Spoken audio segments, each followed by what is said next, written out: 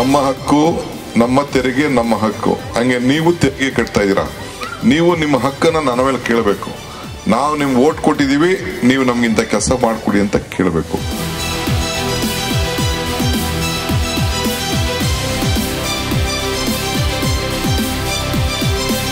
You know that for the sake of water, ನೀರಿಗೋಸ್ಕರ ನಾನು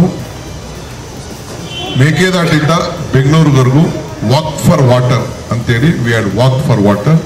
we have struggled, myself, DK Suresh, we planned it out, we fought, we are still fighting at the central government.